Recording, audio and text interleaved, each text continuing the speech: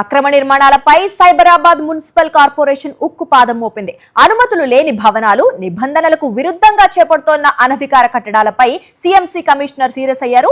గచ్చిబౌలి అంజయ్య నగర్ భవనం కూలిన ఘటన తర్వాత మేలుకున్న ప్రభుత్వం చర్యలకు ఉపక్రమించింది. అక్రమ నిర్మాణాలను నేలమట్టం చేయాలని ఎన్ఫోర్స్మెంట్ బృందాలను ఆదేశించారు. సైబరాబాద్ మున్సిపల్ కార్పొరేషన్ పరిధిలో ఇష్టానుసారంగా సాగుతున్న నిర్మాణాలకు చెక్ పెట్టేందుకు అధికారులు రంగంలోకి దిగారు. నిబంధనలకు విరుద్ధంగా అనుమతులు లేకుండా చేపడుతున్న భవన నిర్మాణాలపై కఠిన చర్యలు ప్రారంభించారు. ప్లాన్ ఒకటి, నిర్మాణం మరొకటి అన్నట్లుగా కొందరు అక్రమార్కులు నిబంధనలను కాలరాస్తున్నారు. రియల్ ఎస్టేట్ మాఫియాతో కలిసి విచ్చలవిడిగా వ్యవహరిస్తున్నారు.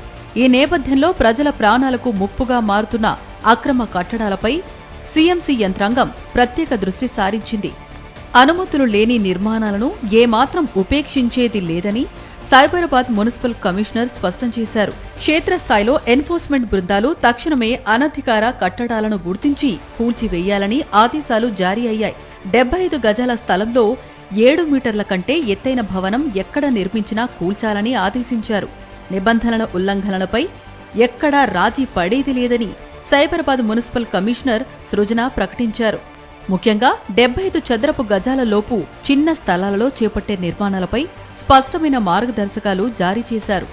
ఈ పరిధిలోని స్థలాల్లో భవన ఎత్తు 7 మీటర్లు దాటితే వాటిని తక్షణమే కూల్చివేయాలని ఆదేశించారు. సామాన్య ప్రజల నుంచి వచ్చే ఫిర్యాదులను కూడా అధికారులు సీరియస్గా తీసుకుంటున్నారు. పౌరులు అందించే ఫిర్యాదులు లేదా క్షేత్రస్థాయి సిబ్బంది తనిఖీల ద్వారా గుర్తించిన అక్రమ నిర్మాణాలను వెంటనే నేలమట్టం చేయనున్నారు అధికారులు. ఈ మొత్తం కూల్చివేతల ప్రక్రియను ప్రతిరోజు ప్రత్యేకంగా పర్యవేక్షించనున్నారు.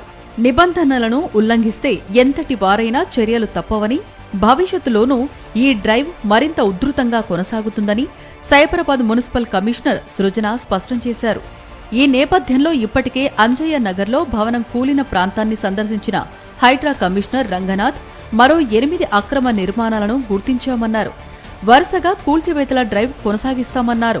మేము Cyberabad municipal corporation and Hydraa సంయుక్తంగా కూడా ఈ డిజాస్టర్ మిటిగేషన్లో అంటే ఎటువంటి మళ్ళీ రేపు కూలి ఎవరి ప్రాణాలు నష్టం కాకుండా ఉండేటటువంటి దాని ఉద్దేశంతో 20 మీటర్స్ లేకపోతే అరౌండ్ 15 మీటర్స్ అబవ్ ఉండి ఫౌండేషన్ సరిగ్గా లేదో మనం అన్ని గుర్తించడం జరిగింది. అన్నిటికీ మీద కూడా ఇమీడియట్గా మేము సంయుక్తంగా యాక్ట్ చేస్తున్నాము. వాళ్ళందరినీ కూడా మేము రిక్వెస్ట్ చేయడం జరిగింది. ఆ బిల్డింగ్స్లో ఉన్న వాటిలందరికీ ఖాళీ చేయాలని చెప్పేసి కూడా చెప్పాం. చాలామంది ఖాళీ చేశారు. ఈ బాయ్స్ హాస్టల్స్, పీజీ హాస్టల్స్ అన్నీ కూడా ఉన్నాయి.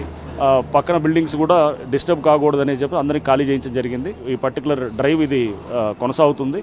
అయితే భవనం కుప్పకూలిన ఘటనలు జరిగినప్పుడే అధికారుల హడావిడి తప్ప భవిష్యత్తులో మళ్లీ ఇలాంటి పరిస్థితే ఎదురవుతోందని విమర్శలున్నాయి.